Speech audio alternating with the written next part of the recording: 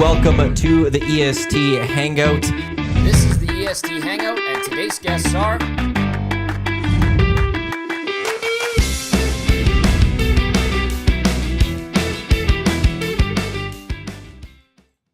A happy Wednesday morning to you. Welcome to the EST Hangout, which is presented by Hoots Hard Ice Tea, a Boulder real brewed tea. Don't give a hoot. Give two. We're live on EdmontonSportsTalk.com. That's Tune in solid. iHeartRadio. You don't like that, eh? And I think it's hilarious. on Oh, okay, YouTube. good. Matt Iwanyk, Dean Millard, Shawn Belle with us here, and a special guest. We got Marcus Lorac with us in the studio as well. Welcome to the show, Marcus. Thank you. I mean, the setup, all the antiques you guys have here, all the people, it's been fun so far. Yeah, you were teaching him about the Nintendo system. We have out there. it was so the awesome. original It was Nintendo like system. it was like a history lesson for Marcus Laraque. Oh, you got to get him a rotary phone too now. Well, I think we should get all the JPHL kids and see if they can make a call on a rotary phone next There's year. 0% chance. Yeah, I'm pretty sure. Yeah. Do you even know what a rotary phone I do is? not know what All a right, rotary Marcus is going first. 100%. He's going to go first. Yeah. But yeah, we had like a history lesson on Nintendo and video games, man. The best system, Marcus. It made me feel old. Like, I showed him the best video game ever. Mike Duck Hunt? Tyson's Punch-Out. Punch-Out. Duck Hunt is fun, but Duck Hunt got a little bit boring. Punch-Out was Yes. impossible to finish.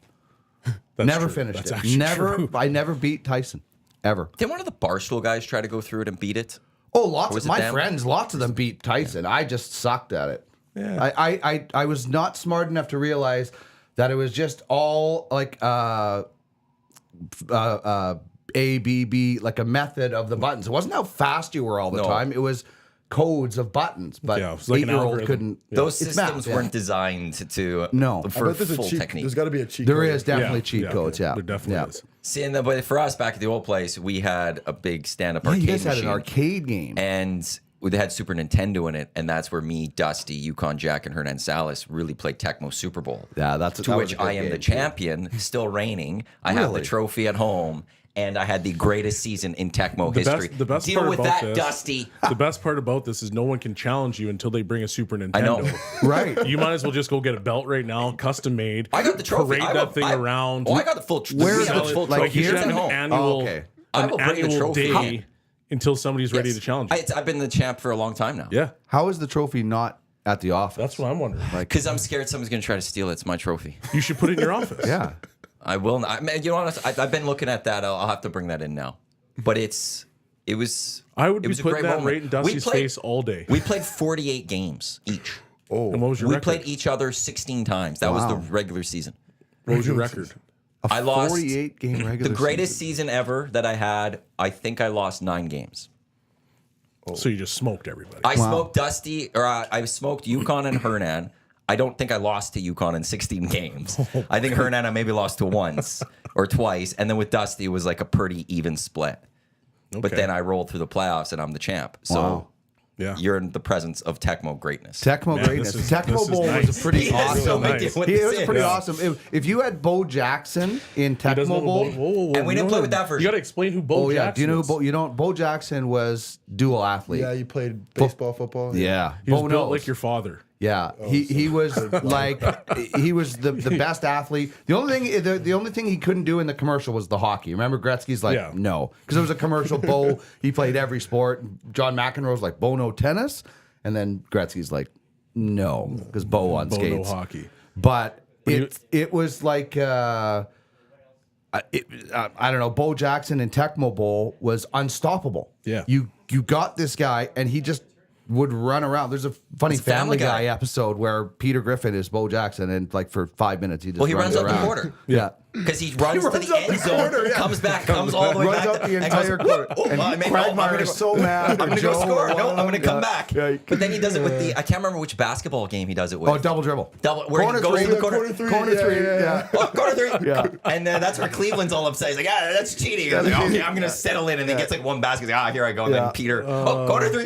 The video games I was saying, now you can fit all those video games onto one system because Yeah. the graphic cards in there were so Yeah. small. Whereas now we were talking about downloading a video game on a PS3 or something takes up so much space. Takes But you tons can of get space, yeah. like 30 Nintendo games on one package now, which I have at home and still cannot beat. Well, even Mike the Tyson. arcade machine that we got. it was like there was like 10,000 games on it. Wow. We only played one, which is great. Like it became the Tecmo machine. But we had Super Nintendo. We had Sega on there. We had regular arcade games. Like there was a lot you can go get to. Like a lot It of was people wild. say NHL 94. Yep. Ice hockey for Nintendo with this fat guy, medium guy, and the skinny guy, and the 3 Zambonis. What about Blades of Steel? Oh, yeah. Raids of Real. That's Mutant what the guy hockey sounded Yeah. like. was great. Blades of Mutant Steel when hockey. the guy It when was there would like be the glitch. there was like Going monsters down on to the make a ice. save. Yeah. And like there'd be like chainsaws and stuff on the ice, and you like take it and you could cut your opponent's head I never off, played and, that. I've and never there was like played holes that. in the ice that would come, like demons would take your opponents. It was a mess. What? Mutant hockey? Oh, Eric knows about it too. Mutant hockey, and I think there's mutant football. For they Nintendo? were great. I had it for Sega. I think you could do it on Super Nintendo. I don't know if it was on Nintendo.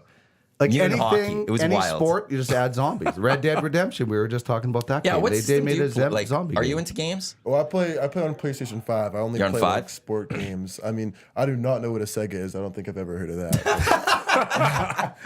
We're definitely doing this segment next We- year we in the need- we need to JPHL. big We time. need to definitely get like old time stuff. My wife texted and said, I have a green rotary phone that we can borrow. Oh, so busted out. we're going to get that going. Yeah. How does that like work? Is that like when you spin it and it's like connected to the wall? Like, oh. It didn't have to be connected to the Didn't wall. have to be, No, no. but it It was did the spin. spin. You are But you right. did- So you you have just to- you find Don't the number. tell him. Yeah. We're going to test him next year. Just shoot me a message Promise and I'll you give you a heads don't up. Google Yeah, it. don't you do that. Don't be Googling. Well, okay. Well, here's the Don't thing. help. I gotta help the youth out here. It's weird. I'm usually the youth guy. Now I'm feeling extremely Yeah. old. How do you like hang up a phone? If I said hang up a phone with a hand. Okay, so you still do it the old school way, because a lot of like younger people will just do Just this. do that. Yeah. But we're yeah. this. Like everything I grew up with was connected to the wall, right? Or even connected to the TV, or you got up to the TV. Like this is you're really getting some history lessons here of how hard we had it. We had to get up and turn the You have channel. to like adjust the antennas to make sure the signal Yeah. was perfect, Yeah, that's right? right. Maybe smack it on the That's side right. to make sure it was have working. somebody like right? standing 'Cause- up on your roof holding the antenna. You know, With the phone, you had to answer the phone in the spot it was. Yeah. You couldn't just go walk to another room Yeah. unless you had a really long cord. Yeah, really You were long there cord. and you're Yeah. just talking. And if you left the house, no one could reach you. Yeah. Which was wonderful. yeah. Literally, if my you had dad your- if you had forgot to your pick up my girlfriend, brother at a you'd be hockey sitting practice there, one I love time. you more. No, I love Yeah, you yeah. more. I love you Hang more. up. You hang up first. And it would be like an hour and a half standing. Unless But you, also- unless you could find a chair to pull over. Yeah.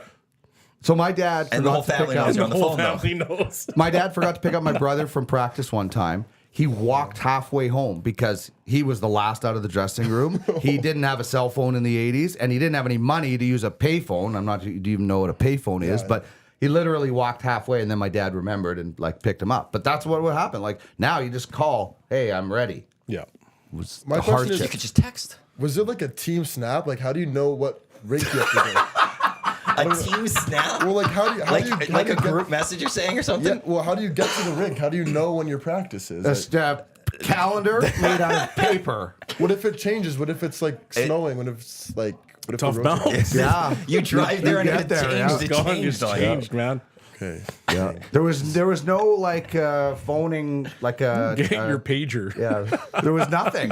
It was like maybe the Yeah. manager would pick up. You would have to individually call and everyone. one by one. You Oh. would literally, Yeah. there was no group chats. But if you're on the way, you're not getting that You're not message. getting that, unless no. have You pager. left that house, you were done. You're done. Yeah.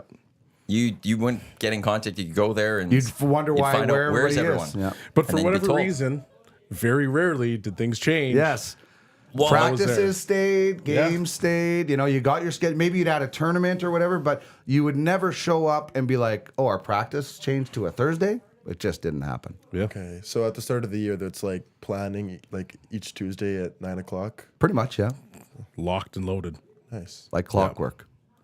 No Brandon. snaps. No snaps. no snaps, no Instagram group messages, no memes. The internet. The internet came in CDs. The internet came after I graduated high school. Well, the internet. Do you remember? It was like you go get the AOL CD at the Yes, grocery store yes. line, and you turn it on, and then it was dial up. Yeah. You could only be on the phone or internet, one or the other.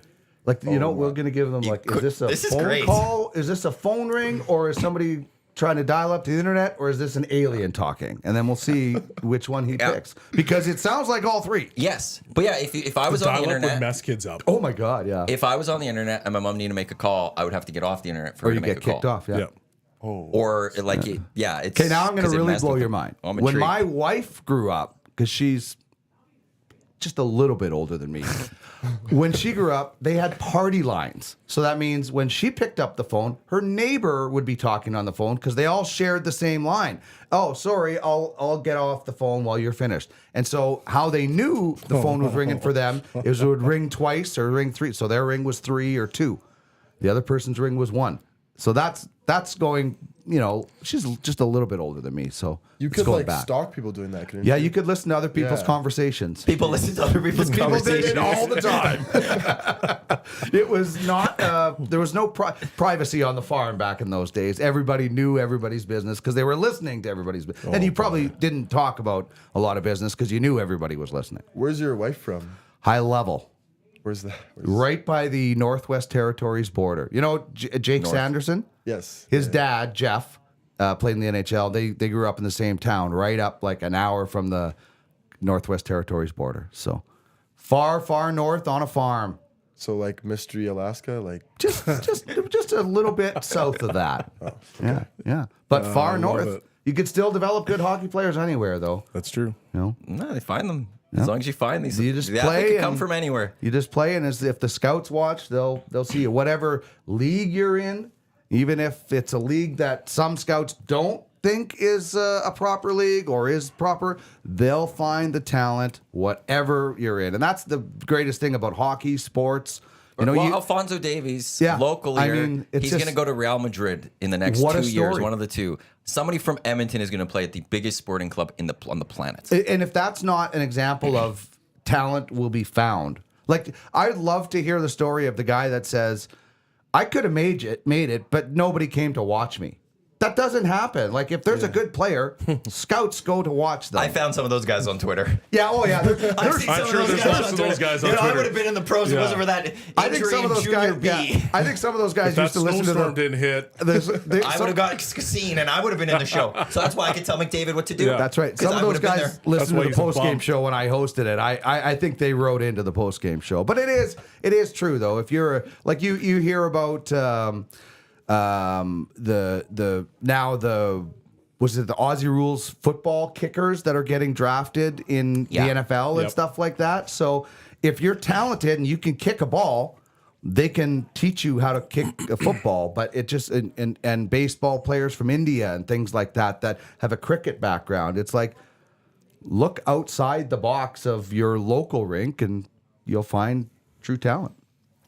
That's a fair comment. Very fair comment. Yeah. But What it's other easier sports do you think you could have played? Well, I don't know. You answer that question. I don't know, I I'm feel just like curious. you're prefacing that. No, right I'm now. just curious. Do you think you could have played on a different sport? Yes. If you focus, what other sport do you think you would have? Football for sure. Yeah. Did you ever play? No. My dad played. Because part of this My is dad like played. Yeah. He I tried look out at- for the Alouettes actually. A long No time. way. Yeah. I look at pro athletes and feel like I think the majority, if they put their mind to a different sport when they were younger instead, likely could get there, probably have get to a played different soccer, sport. too. Oh yeah. I was okay at soccer. a goal scorer, like a striker. I was a striker. That's probably because I didn't want to back check. Me either. Might not want to tell your coach that you don't like to back check, right? I'll That's change. this year. That'll change next year. That's right. Yeah. He's good. He's Yeah, good. yeah. I've seen you. You back check now. Yeah. Yeah. But see, I baseball is the other sport that I would have loved to play because it was just the opposite of the hockey season. And I was a goalie growing up, and I loved to be a catcher in baseball. I think it's like, I think baseball is the ultimate underrated sport of people think, oh, it's not physical. Oh yeah, but you're playing 162 games a year, right? So it's slow though. it is slow, When but the it's pitches on the mound taking like there's a pitch count as now, of yeah. last year. Yeah. How long is it? Like 20 seconds. 20 seconds, Yeah. I think it is. Yeah. It's quick now. The games don't games go Like I'm a longer than Dodgers 3. fan, so their games were always late. So it'd be like a 3 hour. I'd be up so late. Now the games are like 2.5 hours. It's done. Did you fast. see the Dodgers? I think it was from yesterday or 2 nights ago. What the announcers did. Yeah. with amazing. Yamamoto. Yes. And for the before the game, whatever announcer was just like, oh, Yamamoto, he's no hitter watch. No hitter watch as a joke because he hadn't thrown a pitch yet. Game hadn't started. No hitter watch. First pitch yard. They actually had a Literal first graphic pitch yard. that came up on the screen, and it was like no hit alert. And I'm like, man, like they're really playing into this. He throws one. He clearly misses his zone. It's right down the plate, and this guy launches that thing. Yeah. First pitch. First pitch. And then See he ya. had his best, like he went deepest in the game that he's ever He done just had this to get year. that one bad He just, one yeah, out. just Yeah. get one out of the way, and I'm like, I'm going to pitch into the eighth. But Jinx happens sometimes. I know you're against that. I'm against it. Like, I am not afraid to say shutout. Like, I'm not afraid to say shutout or no hitter because unless I'm saying it to the goalie or the pitcher, me up in our booth at Silent Ice Center has nothing to do with the game. Like, if I come down in the intermission and go up to Joseph Quintilio and say, hey, you got a shutout going on. Yeah, Shawn Bell's going to be upset. I would be upset. probably wouldn't. I'd probably laugh, to be honest with you. But, like, that's not right. You don't go up to the player and do that. But the broadcaster jinx, oh my God. People, happened at the I know, Dodgers. it happens it did. it happens. And Connor Halley would call me out on it when we were on the air, or I'll tweet him, there's a no-hitter going on. And it does drive some people crazy. What about you, Marcus? What would your other sport be? I think my other sport would be. I'd like to wrestle. Wrestle. Oh. Yeah. Like WWE or Greco-Roman wrestling, like Olympic wrestling or Sumo. Sumo. Really? Get on like a 3-year bulk. I'll be good. Wow. Yeah, it'd be fun. 3 year So do you watch sumo wrestling? Like, have you I've got watched so it? many questions right now. I'm sure the listeners are like, that is the best answer I ever. don't think I could have ever come up on with that answer. EST. That is That's not on the amazing. bingo card today. I don't think it would be that hard. I mean, if you're so big, it's just like you hit the guy and fall down almost. Yeah, but he's just as big though. It's not like Bell's going up against me right now. And this guy's just going to go Just boom. gonna belly bump him out of the ring. Like, get out of here. Get out of here. Is that not how it is? No, well, it's I kind of don't like know. that. But they have. So the other day, actually, Micah Parsons, he's a linebacker Yeah. for the Cowboys. He was in Japan, I believe, and he actually went to a sumo. I think it's a dojo. Yeah, like a Yeah, training Like center. a training Yeah. center. And he went in and he actually wrestled some of these sumo guys. And he's one of the strongest guys in the NFL. Yeah. And they were tossing him around. Yeah, like a rag doll. And like not guys that were the biggest sumo wrestlers. Like I would say this would be an average sized guy. And so Micah won once, and that same guy won like 3 or 4 times. Just kind of like, It's here's my technique, momentum, right? Yeah. technique. I'm gonna roll you right out of the ring.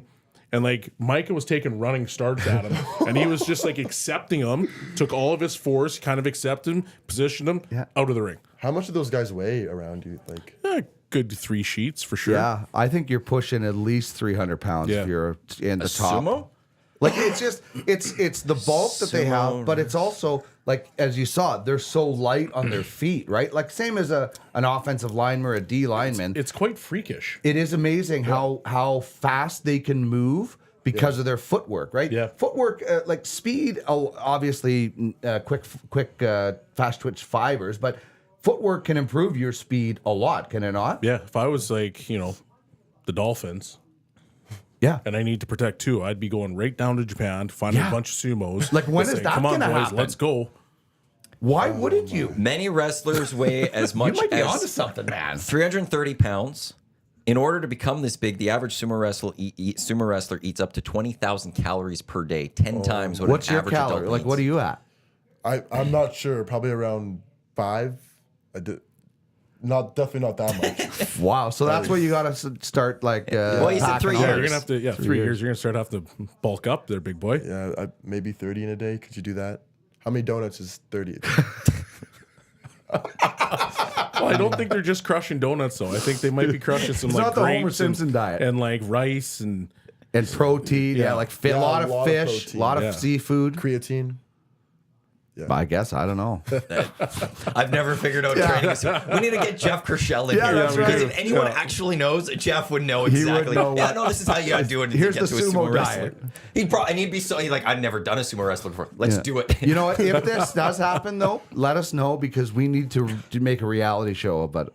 If Marcus goes to the sumo wrestler route, that is going to be the top-rated reality show in Canada. Like on Netflix. What are those? We'll sell called? that. Big money. We could definitely sell that. Drive to Survive. You're talking about? What? No, like The Untold. Untold. Yeah, Yeah, but this would be live. Like this would be like following you live. It'd be like Welcome to Wrexham. yeah, welcome But to Wrexham or welcome to Sumo. Marcus goes sumo. Marcus. The Marcus goes sumo. Marcus goes sumo. 3 seasons. Well, 3 seasons to get there. Yeah. Season 4 to follow the first year in it. Boom. We could sell that for Oh a my bunch goodness. of cash. And then half a season's over. Marcus gets thrown in the ring. And then it's after it's like Marcus is going into the Kumite now, and he's going into all these other. Yeah. You ever watch Bloodsport? No, I have not. Oh, you got to watch that movie. Jean-Claude Van Damme. What year is that from? 86. Don't worry, I haven't seen it either. I'm gonna say. You've never seen that movie, Matty? Oh, that's. There's a lot of movies I've never seen. It's a really good bust fight. movie. It's 1988. It's 2 years off. It's the best fighting movie I think out there. Better than Rocky? Well, Rocky's boxing movie. This is like martial yeah, arts yeah. and stuff like that. Yeah. Rocky's it's got to be the best.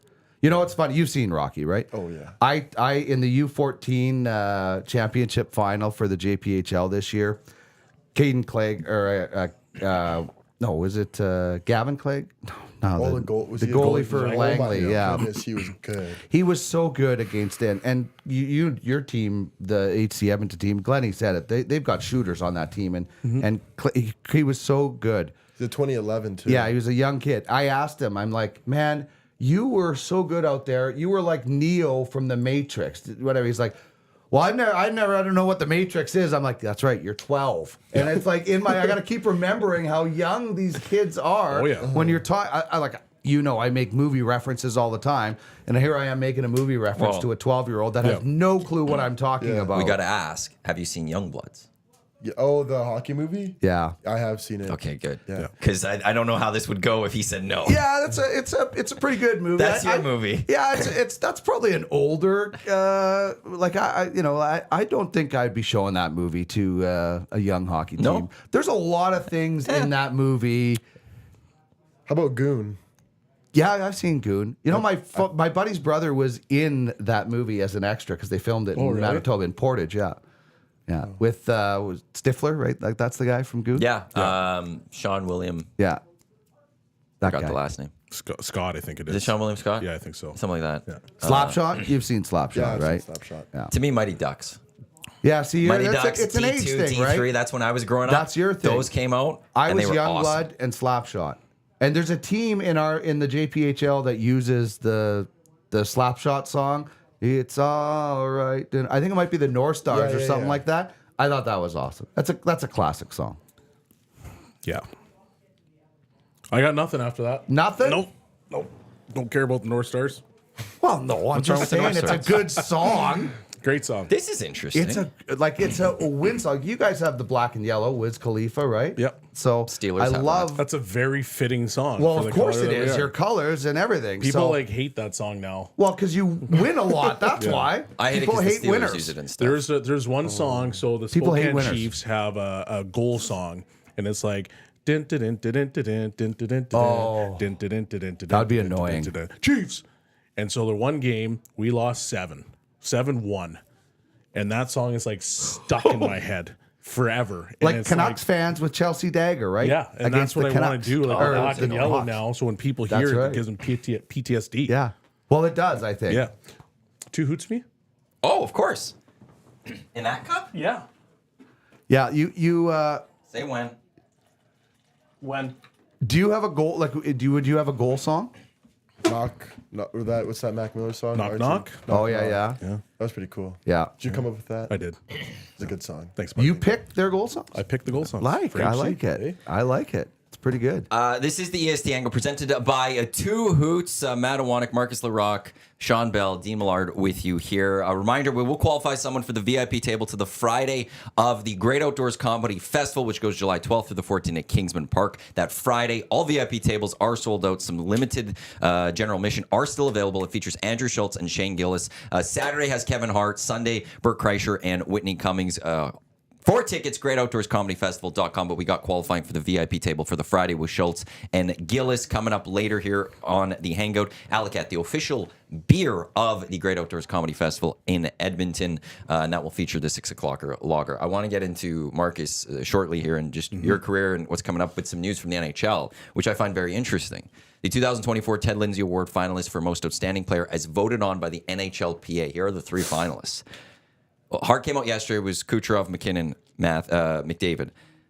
Ted Lindsay finalists. Kucherov, McKinnon, Matthews. Yeah, I knew Matthews was going to get in there.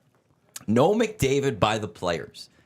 I stand by and I believe that Ted Lindsay should be the MVP of the NHL over Hart because I trust players more than media. I find it fascinating that they did not put McDavid in the final 3. I think part of it is the fact that McDavid could be literally the winner every single year. So guys are kind of like, well, That's not really fair, though, right? It's not fair. But it's the same like as the like Jack it's the Adams. same as a media award too, right? Like you get all these media guys being like, well, McDavid wins it every year. He'll win it next year, so we'll just That's so nominate dumb. these guys. In basketball, they can't win 3 straight. Yeah. They take they don't win. It's always got to. Why? Why? Steve Nash should have won 3 straight, but Like, you can't have it. why would you make that? Like, why put any limits when you're trying to determine who is the greatest? Like, you would never say you can't win 3 Stanley Cups in a row. That's so dumb. Why are you limiting who is the greatest? I mean, the fact that some of these the greatest players of all time have not won more MVP. Like Tom Brady, only I think 3 times or 2 times was the Player of the Year. How is the GOAT not the? Well, because Peyton Manning was around at the exact same time, and you could Peyton argue was that unbelievable. Peyton Manning was the greatest regular season quarterback ever. Exactly. He was Sure, like, okay. It's just like but I agree. I hate when people are like, this guy could win it every year. Okay, then he should win it every year. That's why Gretzky won the Hart Trophy so many times. It's silly, in my opinion, to limit that. But I can see that for the winning. But how is he not top 3 then? Like I'm intrigued that the players Well, Matthews would say is in because of the goals. Yeah. Scoring that many I find goals. that fascinating that the players would go that way and go. McDavid had a great season, but he's 4th best or 5th best, because he's not in our top 3. I won't criticize players for this because game knows game. So Kucherov had more goals, just as many assists. He was 2 shy of what McDavid had. Yeah, he had 100. So there you go. So he had 100 as well. So if you look at it from a player's perspective, you say, okay, well, McDavid is one of the only players, the 4th player when he actually got his 100 assists. Well, Kucherov just beat that. Yeah. But then he also had more goals than you. And went into a smaller club. Exactly. Of 40 goals, 100 assists. So he's in for sure. So that's a number 1. If you look at McKinnon, well, just what everybody thinks of McKinnon based on, how many goals he scores, the way he plays, how he leads his hockey team, he's an instant number 2. Like, you could go around the league and you could ask guys, well, who would you want as a player to start a franchise? And I don't want to say I'm 100% sure, but a lot of people would say McKinnon. You think? Yep. On that team, I would actually take Makar over McKinnon. I would say a was building lot of team. people would be going towards McKinnon. Yeah, I was going to say, like, if you gave him a choice of McKinnon, Makar, and take the age out of it, just say, like, hey, both. You're building a team around them. You're building a team. What if you put McDavid into that equation? You still think? I think a lot of people would still say McKinnon. And that doesn't take away from McDavid and course what he not, no, does. yeah. People just view McKinnon as a really good leader When as he's well. an all-around, He's too. an all-around physical, player. And he's got an edge. Yeah, I get it. And that's why people think, okay, well, McKinnon's a natural. He's consistently been in that top 3 or top 4 voting, I don't know, what, the last 6 years? Almost every single year, he's in that conversation. And McDavid obviously should be in that conversation. Not taking anything away from him. Like, I think it's a bit ridiculous that he's not. But at the same time, But he didn't play the whole season either. So I wonder if that plays into the factor McKinnon did. And Matthews, 69 goals. I saw the players talking about it. They were so impressed in this era for somebody to score 69 goals. And sure, so that's why he's in there. And if McDavid plays a full season, his point totals are right up there with McKinnon, and he probably gets in there. Yeah. But it's hard to prorate it when McKinnon actually did it. So I think that's why. Like, what do you think it's harder to play against? A physical guy or a speed guy? Like physical guy, right? It's not even like I think Brady Tkachuk is much more dominant. Say McDavid doesn't get any points. If both of them don't have any points. I think physicality is what's like. Obviously, you can't score every game, so I think if you have that physical aspect, it's like it's not even close at all. If I'm starting a team, I'm taking Brady Tkachuk for sure, Matthew Tkachuk, Really? yeah, Wow. or Vincent Desharnais, shutdown guy, especially right now. Okay. You're outrageous. He's straight face too. Like Straight-faced. I'm He's- impressed. In his head, he's that- giggling right that now. He you went knows it. You straight-faced. can see that little smile starting to Was that the pop name out. that your teammates came up with you to say? Like, did Nope. your buddies give you code words to Have say you that? watched the Oilers in the playoffs? Have you seen Vincent Desharnais on the back end? He can't score when he's on the ice.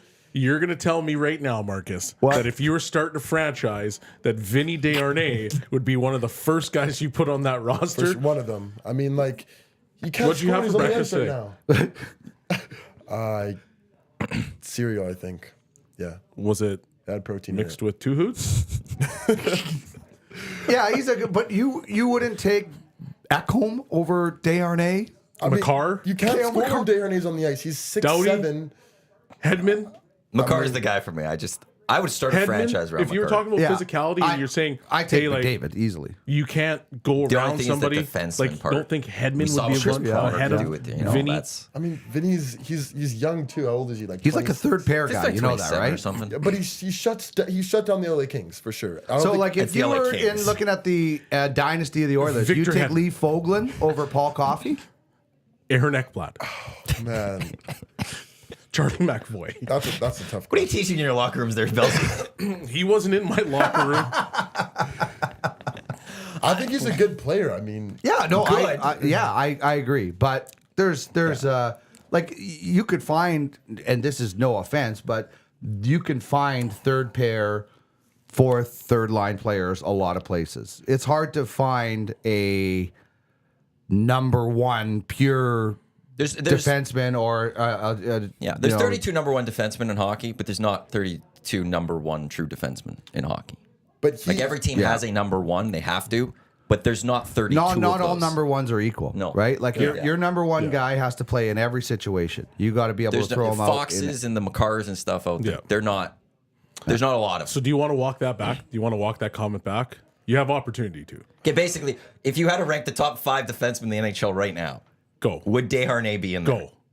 no. No. But All for- right. but for Thank top you. We'll just leave it at that. No, We'll just leave it at that. no. Back up. We're not Don't even go gonna let you further. finish I that. respect you for I'm going to respect him for owning this one and That's fair. sticking with it. I think Mark Edward Vlasic, I mean, from Brent Burns, last year from this year, he has matured so much as a defenseman. 100% agree.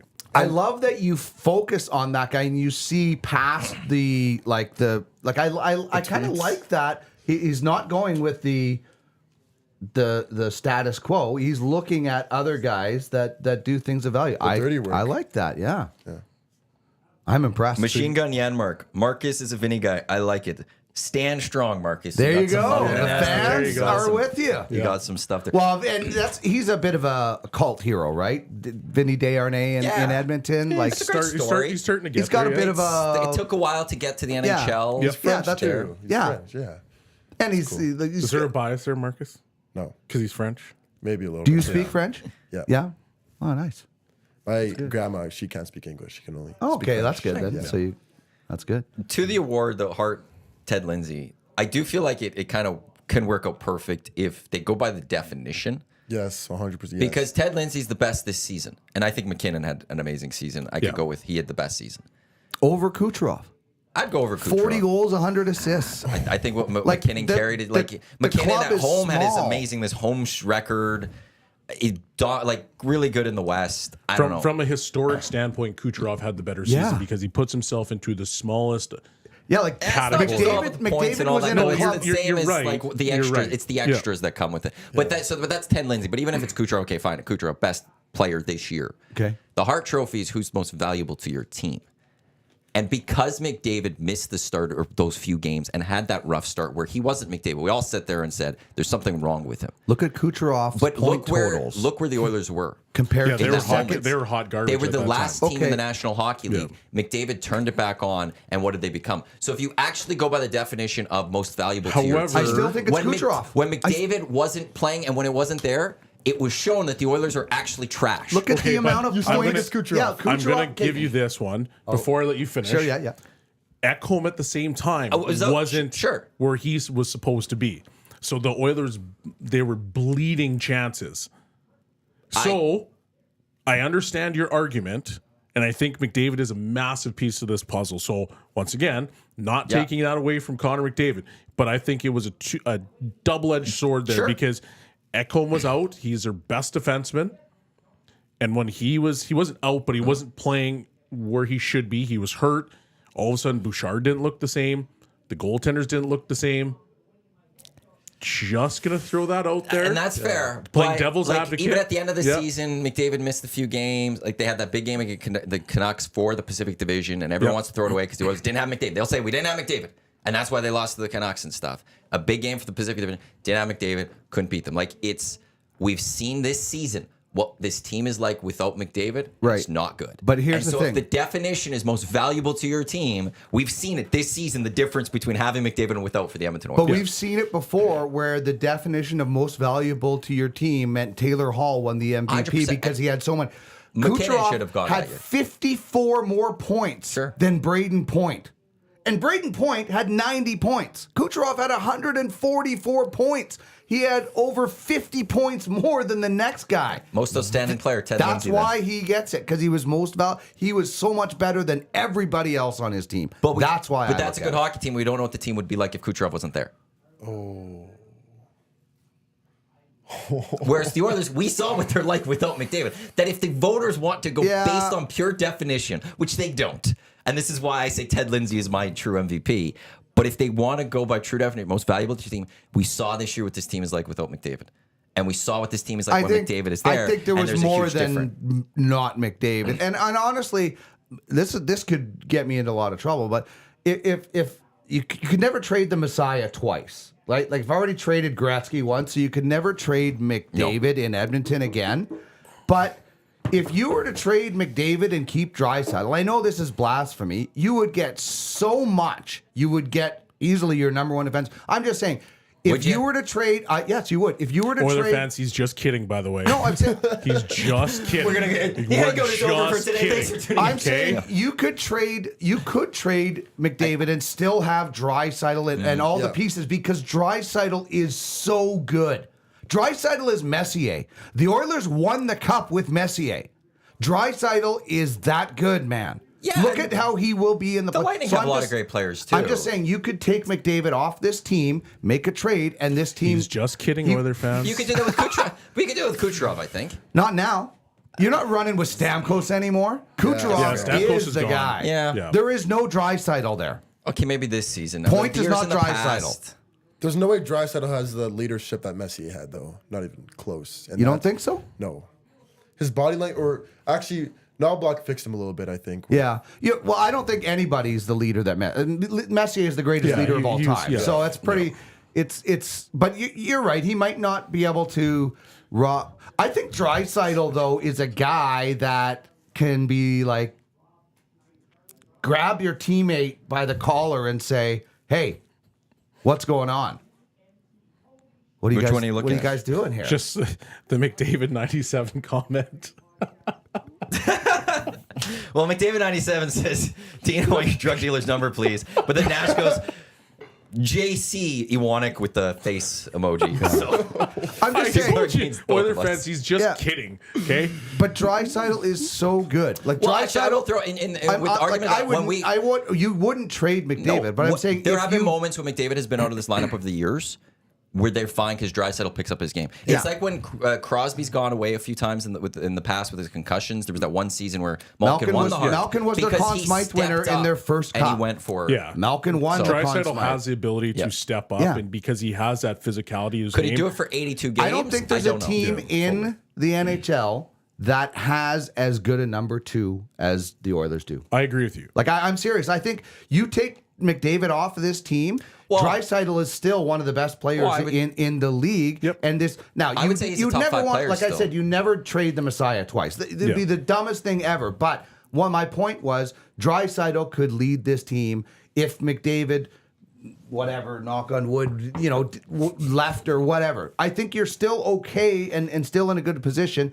If you had to trade him, the pieces you get back. You never win that trade. You never win the trade trading the greatest player in the game at the time. You would never win that trade. But that's also not what the season award is on what you would get for the trade. No, what would I know happen that. if that player's not Yeah. there. Yeah. And that's where, again, I go to, we've seen without McDavid what this team was. But this I year. don't think- And yes, Zach, but and it wasn't I don't there. think. Well, And you that's why take I could- Kucherov off that Lightning team this year, they Are might they the not last- even make the playoffs. Well, the Oilers wouldn't have either if McDavid didn't get healthy. Yeah. See, I disagree. I think that They were last in the National Hockey I'm League. going to throw another one. I at don't you, know 'cause if they just could saw have. on I the- don't I know if think they could get the 17 game win I streak think if McDavid's Draisaitl not can here carry this year. this team more than anybody What in about Tampa. Sidney Crosby? I just saw that in the nasty chat. Sidney Crosby took his game to another level and literally willed. did, he carried them. They carried Almost. the Pens. Yep. Here's to where they this got is to. where I And agree that with they this. traded Gensel. Like And they if traded if they- Gensel, and Crosby said, Like, I think you "Screw have it." to make do you the think playoffs that's to what win. it did? back. Is Crosby's like, really? You just traded my wingman? I'm going to prove to Yeah. you we could have made it because you tell a guy he can't do something. It's the best way to get him motivated, as Nikki Glazer said on the Tom Brady roast. Oh boy, What do you have, like 90 points, Crosby, this year?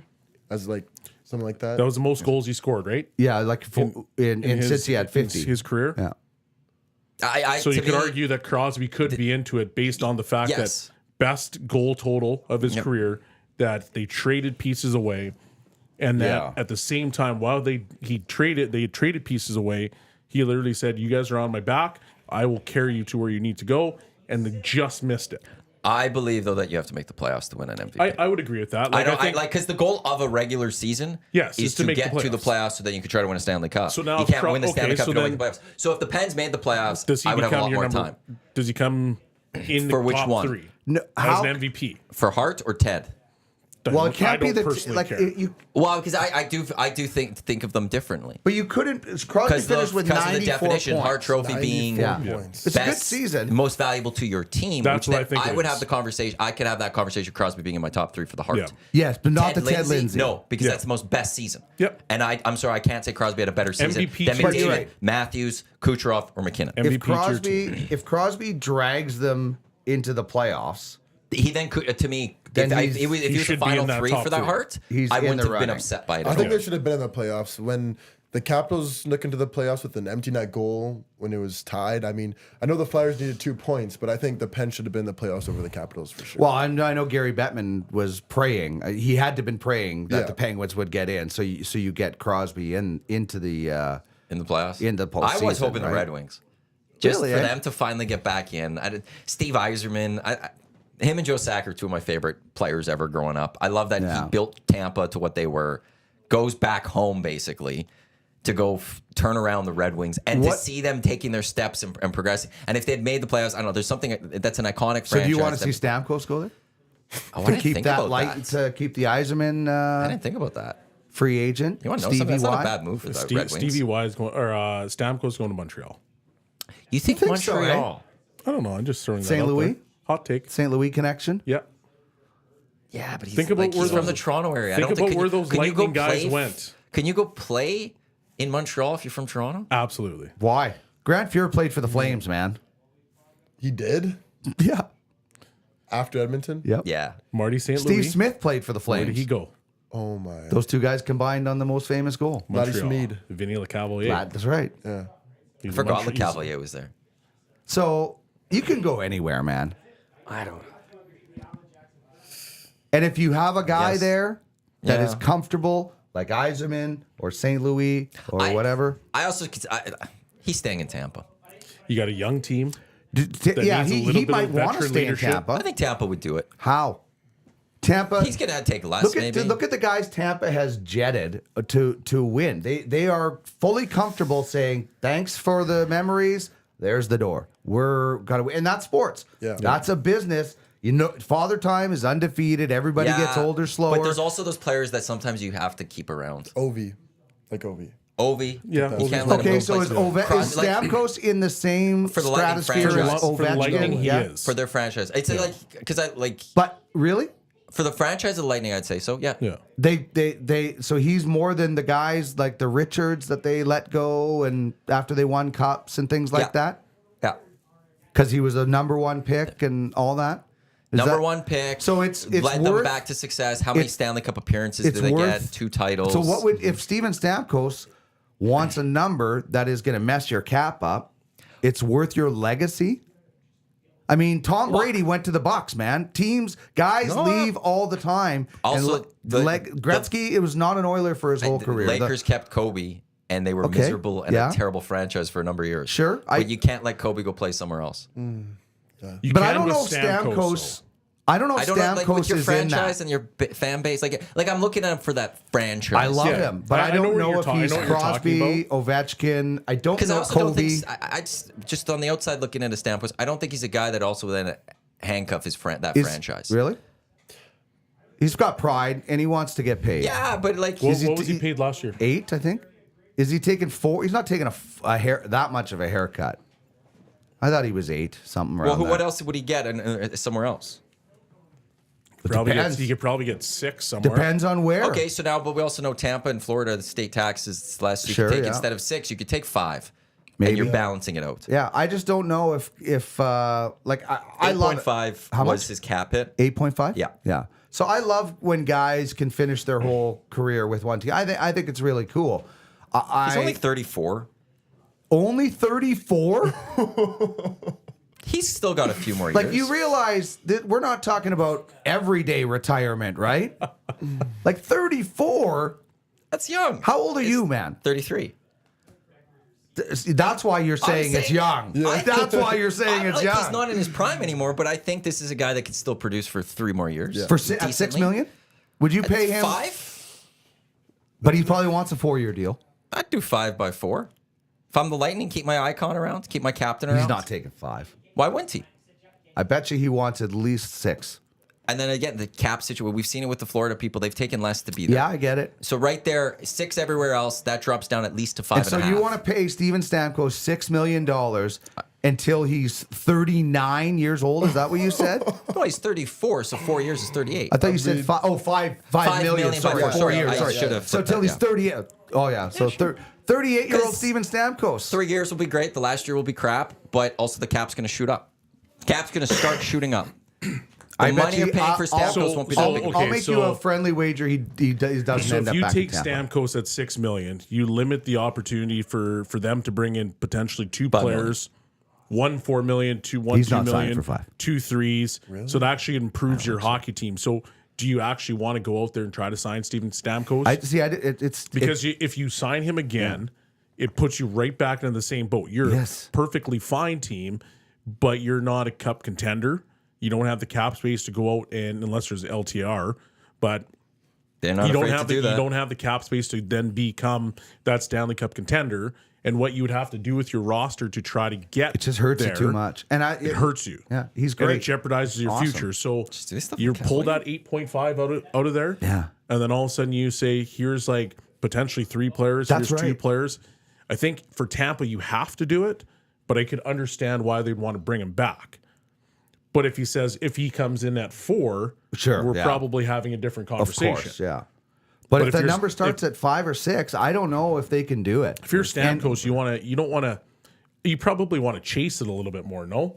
Well, you want to explore. You want to see, and Tampa has not been afraid of saying, "Sorry, we cannot fit you in." Yep. And now Stamkos is different. I don't put Stamkos in the Crosby, Ovechkin, Kobe category. No. Like not in the bigger picture of the sport, but I think for the franchise, he's pretty close. Right now, they're still in contention. You still have Kucherov. You still have Hedman. You still have Vasilevsky. Yeah. You need... I don't think a 34-year-old... I'd rather take a 28-year-old somebody or whatever it is, or 3 27-year-olds that provide some depth. I just don't think They don't have a lot of big free agents going into next year. Duclair, Stamkos... You want to keep Mott, Duclair, Watson, though. Yeah. Dumba, DeHaan, and Fleury. They're all UFAs. So those last 3, they can probably walk, Okay, but the so- first 3 you can't. Right, but Stamkos isn't going to get 8.5. So even if you kept him at 6 even, What are they at, though? that's what I'm trying to find how to figure this out, the total part. I can't read it on Cap Friendly that well for next year. Oh, is this it? There we go. I just think Projected cap space right now is 12.5. So for you're going next to year. give... Does that include? That's the 87.7. You're not fitting Duclair, but okay, Stamkos. Stamkos is going to take less right off the bat. It's not 8.5. So even if it's 6, you're saving 2.5. What are you getting Duclair and Dumba for? Are they getting major bumps or something? Duclair, I think, would get a Duclair bump. probably moves up to 5. Okay, so now you still have Stamkos and Duclair, and you've saved $500,000. But your team isn't better than it was when you lost. Because you Sure, didn't but bring you can anybody. make it different. You could. This is Maybe. where like. But I think listen, you can still this go make is- some other moves, do some different things. The Lightning are still a pretty good hockey team, and I think if you could get Stamkos at 5.5, 5. Well, you're actually, keeping him. Duclair might not be a 5. I mean, it's totally dependent. But like, so we made their what? cap He was situation's not at terrible. He was at 3, right, this past year. Yes. Right, but that doesn't mean And you then- have to give a 34-year-old $6 million. You But could I- go out and No, get I some know. 28 and 29-year-olds. I That's also all could I'm just see saying. that this is a team that would not want to Possibly. get their captain go play against them on another team. Yeah, Potentially, Just because of who he is. to that sentimentality franchise. gets you in trouble in sports, though. 100%. Like it's one day if okay, let's say Leandro signs an 8-year contract extension this summer. 9 years from now, he's a free agent again. He's going to be in his 30s. What do you do if you're the Edmonton Oilers? Like him McDavid's walk. McDavid, you're doing that, but like there's going to be that fan base that will How many- that will sit there and say you have to let me Draisaitl be pillar to post with this franchise. Think about when's And that's the tough part. Hedman's contract up? After next season. Okay, so you choosing Stamkos could lose you Hedman. Yeah. And you're going to take that chance? You're going to take Why would I chance? lose Hedman? Because you might not be able to re-sign him. Who knows? I'm just saying. Hedman is Cap will Hedman's- come back up. Hedman's Cap's going to 33. go up again, but then Hedman will be 35, He'll be coming off 35. of just shy of $8 million. Is he getting 10 million? Is he going to get bumped to 10, Probably 12? not going to get 10 million. So he's probably going to be the same Okay. price. Yeah. Close to the same price. Sergachev's locked in at 8.5 You're pretty for the good next 8 cap right years. there. Like there's no, and the cap will go up again I thought another Hedman year. was younger for some reason. No, he's 33. So like he's not going to get the major bump there. You've got Point. You got Kucherov locked up long term. Cicerelli locked up long term. Nicholas Paul locked up long term. Hagel locked up long term. Like Vasilevsky locked up long term. That as these guys open up, the cap's also going to go up in all of this conversation. You have hope, money yeah. to go get some people. So I think the Lightning are in a situation where they could actually be a little sentimental. If they could get the right price, like 6 maybe too high in the end. Like maybe it is. But if you go to Stamkos and you say, look, we'll do this for 5.25. Maybe, yeah. And he sits there and maybe he goes, you want to know something? What is that extra $750,000 to me? You might be That's, right. that's the only way that you're going to be able to pull him in. He But has to take a hometown if you loan. want, yeah, Has to he's come gotta- from both sides. He's got to be willing to take that hometown. But you, as a Lightning, you cannot bring him back at 8. You might not be able to bring him back at 6. yeah, Why? I think Because it's got to be at 5. the team would look more or less the exact same because you still got to go out and you got to sign defensemen, and we just saw it. Like there's tons of guys on the back end that are now Yeah. free agents. And how old so you're gonna have to Vasilevsky? bring those guys back in. He's in his 29. 30s. Oh, he's 29. So you at least got a you're good fine, yeah. 3-4 years for You've still got Vasilevsky like at your a top nucleus goalie. is a great goalie, Yep.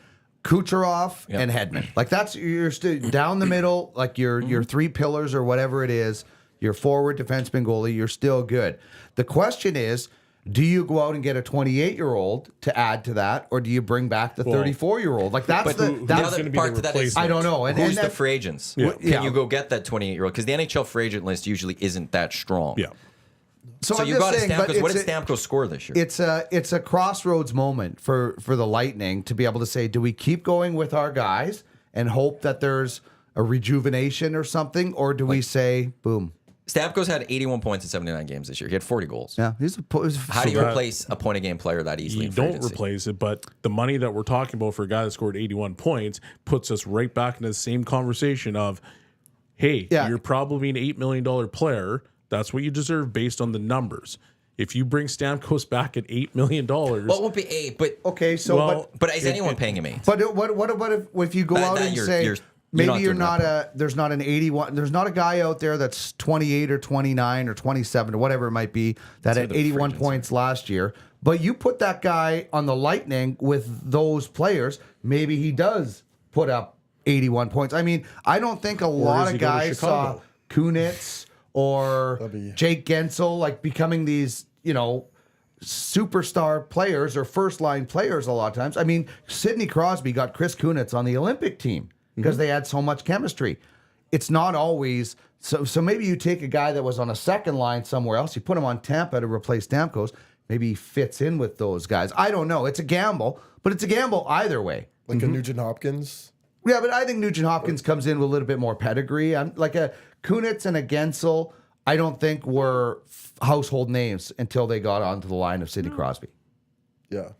Correct. So you can find a guy. Kunitz was in Anaheim before he was in Pittsburgh, and he wasn't the he wasn't the quote unquote elite player, but he even though he wasn't elite, You wouldn't see That him as a makes sense. first liner Exactly. in Anaheim. I mean, Patrick Maroon came here, had that great stint with McDavid. It's the same as like Pascal Dupuis when he played That's right. with Crosby. So, I know what you're saying, But it's a gamble. but it is a massive gamble. And at the end of the day, he still scored 81. Yeah, so now what's if the- I'm the risk? Stamkos and I'm saying, okay, let's go back Is this to, my last to big contract? Tampa. Is this my last big Well, contract? for sure it is. Unless he goes B, 1 year. Do I want to chase it? Am I going to chase it with Tampa? Is Tampa going to be in a position for me to legitimately chase it? Like, you've got another team in Florida that just beat the doors off you, and it wasn't close. And everybody thought it was, and it wasn't close. So even to just get out of your own state, you've got a long way to go, and you got to repair that roster. So if you're Stamkos, you say, okay, well, what do I want to do here? Yeah, and what- at guys at his age, he probably wants to try to win one more cup. Maybe. So what teams would you look at right now? Like who like I'm thinking, San Jose just got Celebrini. They're still many Wouldn't touch years that. away, right? Yeah. Chicago is still many years away. Like They've got to be 2-3 years away. Yeah. So like what is the team on the cusp? Does he become a mercenary and go to Boston for a year and go to Detroit? Does Stamkos make Detroit that See, and that's guy? why when you threw Detroit, it made a lot of Like sense. that's to me, what I actually. look at. It's a young up That's a and team coming that team. you could jump up right Yzerman, away. But Montreal is the same, and But I you've think they're a got lot further. connections. But you've got really. You got some good. Then you got some Detroit? good- Detroit almost made the playoffs. Yeah, So they're but further. I think that Maybe by a year or so. putting Kirby Stamkos Dach in was Montreal. Yeah. He comes back. I You think bring in a Montreal Stamkos. is closer than we think. I just want to here's some of the free agents that are under 30 forward wise, I will say.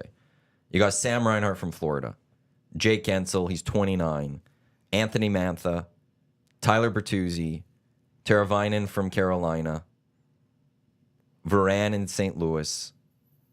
It's not the worst class, and some of those guys. Are you getting You're not getting Stamkos. Are you getting something better than Stamkos in I that? think that you're some of saying those if you guys go could with put up 80 points on 29-year-olds? Tampa.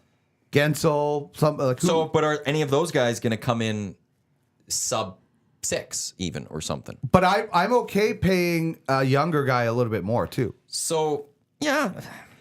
So Gensel, Like Sam Reinhart's not going to go there. no, he's going to go right He's back the to most Florida. amazing coup ever. like that. Sorry, Steven. We've got Mr. Reinhardt here. Which would be actually, that'd be a great storyline. That'd be basketball almost Oh my in a God. sense, right? Then- Taking you know McTallents what to Florida would South do? Beach? You know what Florida would do? They'd turn around and sign Stamkos. Sure. Yeah, But like, I'd be Gensel- like, if I'm Tampa, I'm like, okay. What's Gensel going to get?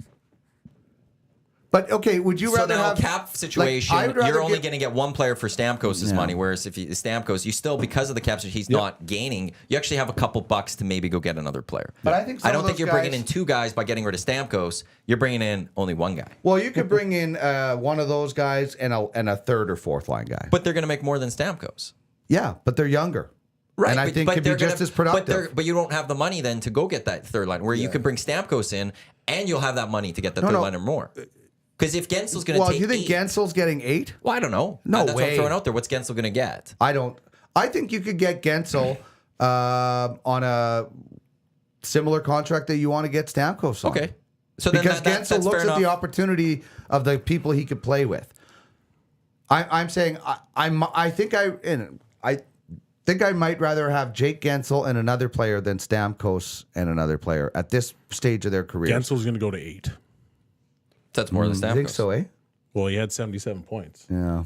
Guys that are in the 870, well, And he's younger. high 70s 29. to 80s aren't going to be making $5 million. They're making And $8 million. it's the contract goes up when there's less players too. So it's a really interesting situation for yeah, Tampa though. it's Like a it's tough a one. crossroads off season for them for sure. If you're the Penguins, what do you do with Crosby? You keep Crosby. He's well, a I know, no-brainer. but Hall of Famer. Yeah. I know, So but that this you is a just bigger keep one him, though. yeah. But like, there's a point where if the Pens want to do a rebuild, does Never Crosby happening. want to be part of that? Does Crosby want to go play somewhere else? I'm Crosby very, is I'm very fascinated Lemieux. by Crosby him. is Lemieux. Stays there. He's never leaving. Ovechkin, same thing. Ted Leonsis would never trade Yeah. Alex Ovechkin. Like those are the two guys that I think you can book it. Their retirements will be in those So jerseys. one thing I like about hockey is that people are willing to potentially stay. So it doesn't happen all the time, but there's certain players There's that a just lot less become movement. yeah, of the it top becomes end. synonymous with that particular team. Like if I all of a sudden looked at Crosby in a Colorado Avalanche jersey, I'd fall out of my chair because I'm like, that's not right. Yeah. And I don't think Pittsburgh has any intention of saying, Crosby, you're out here. You're out of here. No. I'm more intrigued also about what does Crosby want? That would be obviously. That's He the big probably one. wants to chase one more because Really? he's an ultra competitive Yeah. guy. That's the so thing. But- Does he but- want to trace?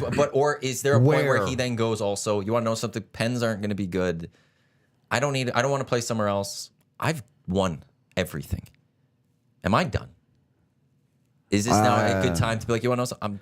I had my concussion issues earlier in my career. I don't need those to maybe potentially come back. Does he sit there at some point and also go, just, you want to know something? This was a great career. I'm ready to go back to Nova Scotia. where would he be if he didn't have his concussion issues? Neck. It was actually a neck issue, eh? It was Yeah, like not it was a neck, yeah. concussion. It was one of the veins or whatever in the back of your neck. But yeah, like imagine. That was giving him concussion-like symptoms. Yeah, that's right. Yeah, imagine what. Like I can't even imagine if you take out or if you put back in those numbers. I think Sidney Crosby, when you talk about the pride factor, that's why he keeps playing to see, hey, can we get this Penguins team back to a level where I can say, here's the keys, right? I think that's what Sidney Crosby wants to do. Not necessarily get back and win, although everybody wants to do that.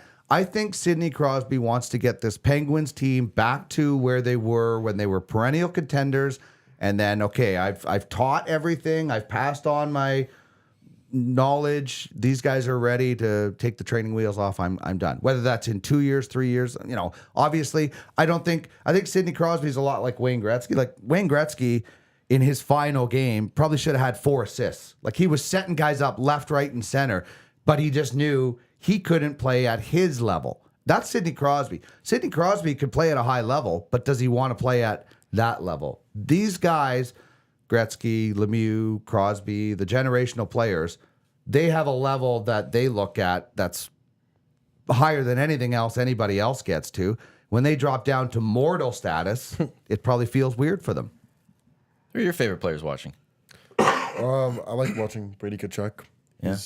He's good. I think Sidney Crosby, I like watching his edge work, how he plays in the corners. It's cool. Protects the Yeah. puck. Well, you do that really well, right? Like, because to be able to do that with your, not just the body, but everything else is so important. I think, yeah, especially if Crosby can play with a guy that can that he can set up well, like a guy that can stand in the slot and score whenever he gets the puck there, I think they could definitely sneak into the playoffs, like what they should have done this year. I mean, I think Crosby is obviously a game changer and he's a gamer on his team. And I think if they could get a few players in there to help him more and almost set the team up. When they traded Gensel, I was very surprised, obviously. I mean, he was. I think Sidney was too. Yeah. I think Gensel, the way he plays and the way he doesn't play like he's Connor McDavid, obviously, but the stuff he does, I think it's not super easy to find in a guy like Gensel. Yeah. Yeah, I don't think it's easy to play with the greatest players either. Like No. people think, oh, you just throw anybody like a Olympic team. Oh, you just throw those guys out together, right? Or anybody can play with McDavid or Crosby. Not everybody can play with somebody who thinks the game is fast and plays the game as fast. Like McDavid thinks and plays the game faster than anybody, but the way some of these other guys, like Crosby's not the fastest guy, but he's not slow because he's so smart, right? I don't think it's easy to play with a really great player as easy as people think it is. Give me McDavid and McKinnon on a line. And you're a Hall I just of want to Famer? watch that. No, I just want to watch Oh, that. okay, I want to yeah, watch yeah. those I thought two you said guys. you could no. be- yeah. Give me watching I'm finally excited that we get to watch it all best on best type thing with Canada because I would love to see McKinnon with McDavid, two of the best. Do you want to players. see Crosby on that team? I do want to. I think we would need like- at one point in our lives to be able to say we had Crosby and McDavid together on Well, a team. and I It's think just that natural what we're, you need. We're looking at McDavid for the very first time. this could be. I think having Crosby on that team could really help a lot. I mean, Well, Crosby, McDavid, McKinnon, Bedard. It's kind of nice little.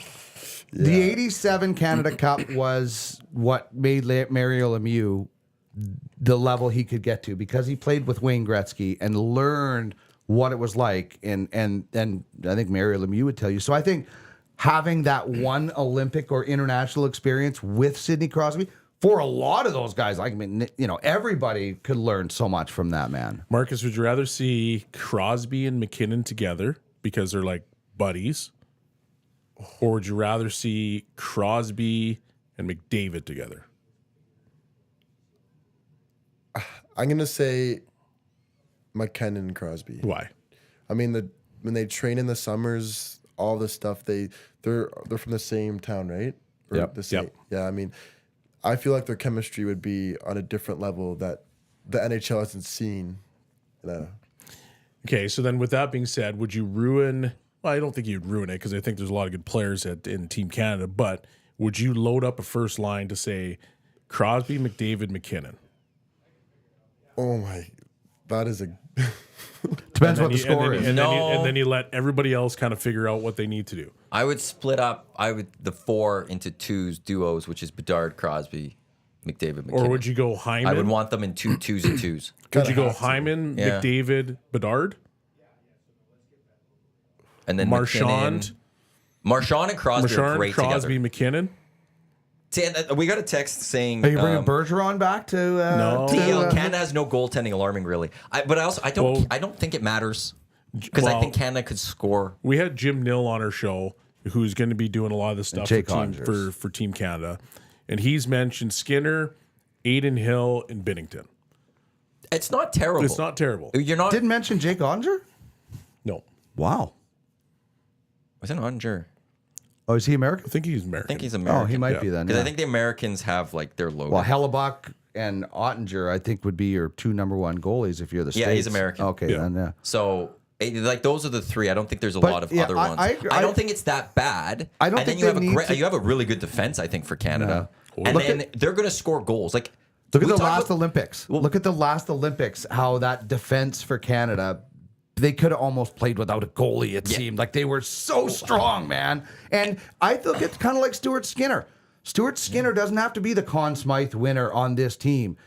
The goaltending, as great a goaltenders as we've had, like Brodeur to Fuhr to all these great goalies, I don't think Canada has to have the number 1 goalie in the tournament to win, just like I don't think the Oilers have to have the number 1 goalie because they have so many other options up front to not even allow them to penetrate that. It's the final minute 30. You're not pulling your goalie just yet. Like Desharnais. Desharnais, that's right, yeah. Okay, you have to put 5 Canadians on the ice. You're down by a goal before you're pulling the goalie. Marcus, go. I got I'll go Crosby.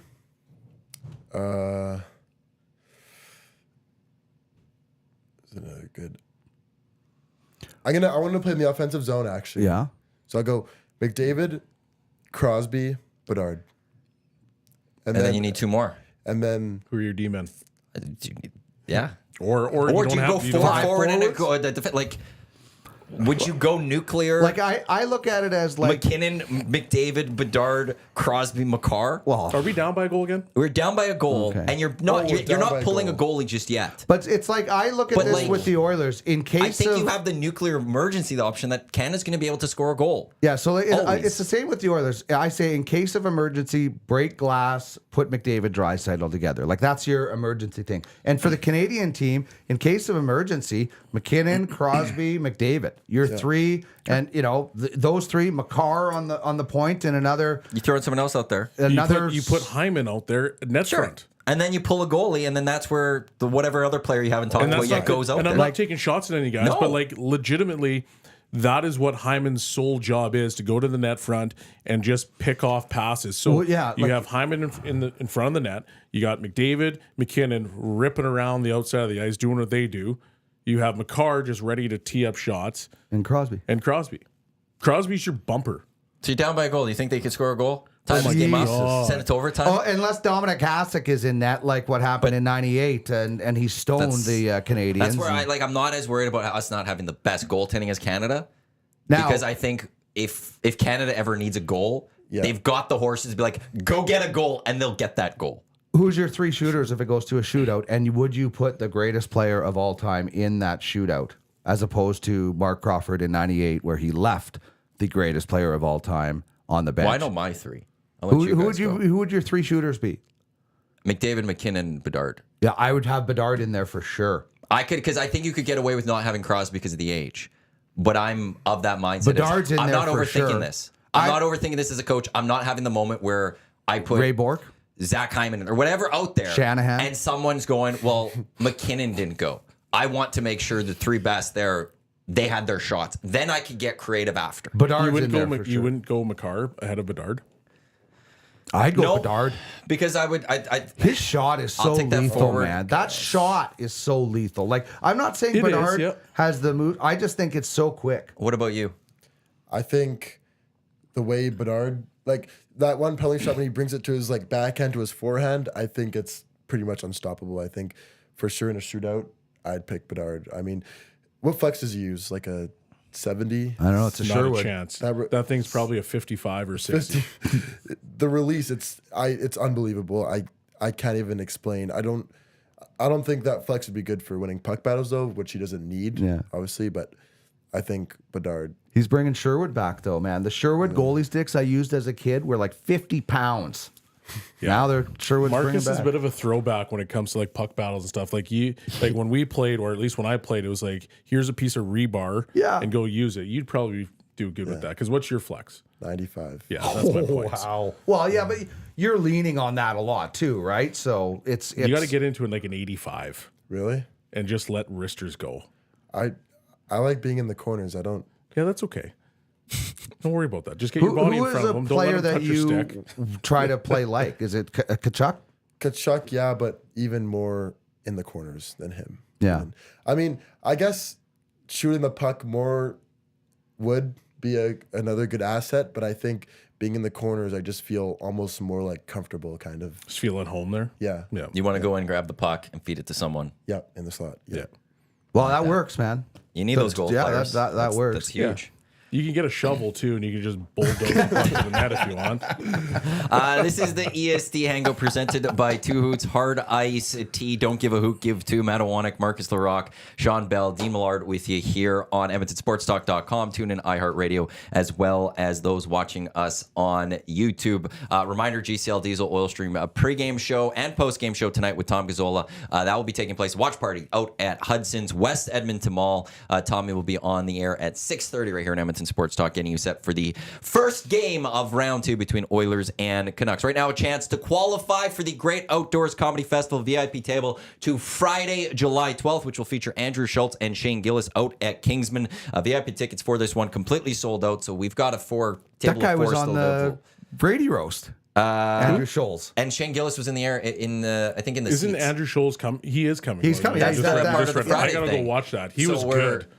I don't Very think I got few to general him. admission tickets left, so Really? either get your phone out and get ready to text to win this, or all right. greatoutdoorscomedyfestival.com. Talk to me. Text us I'll do this. Text us your 3 guys that you would have for you Canada go. shootout.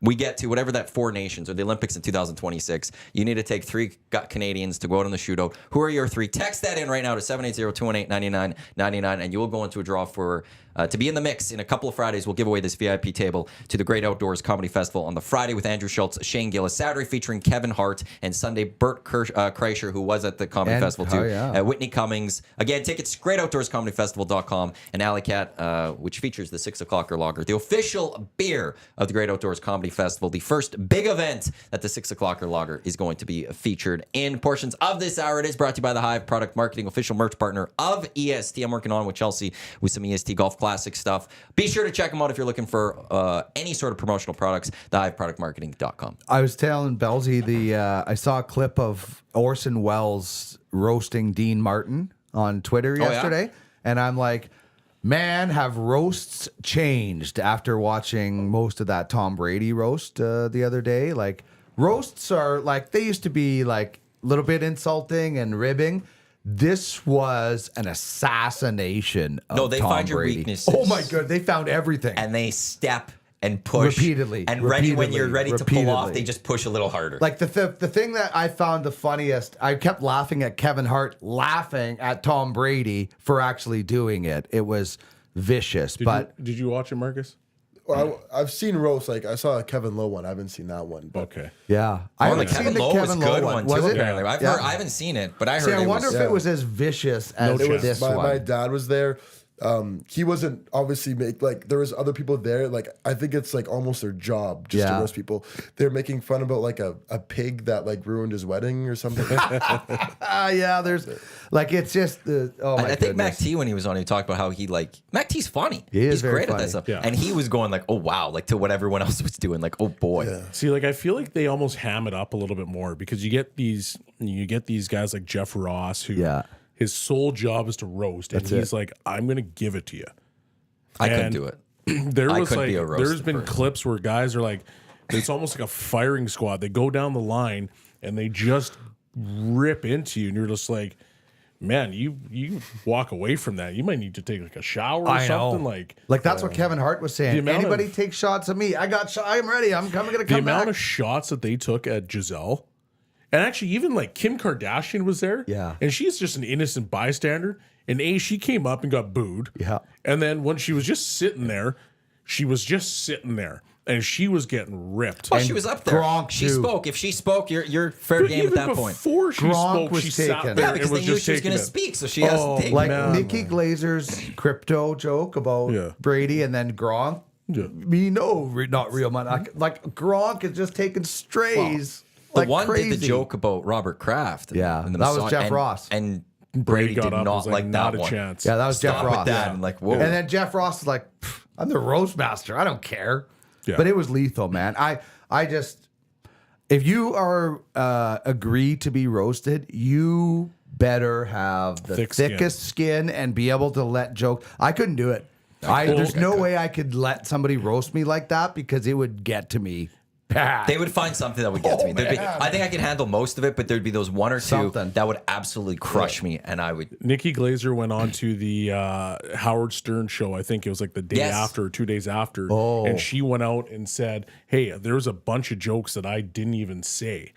And she started reading some of them. And you're just like, oh my God. Oh, like I got to go back and listen to that interview because she annihilated everybody on that thing. She was the for me. I haven't watched it all. I stopped at Julian Edelman because that was pretty bad too. But crazy, man.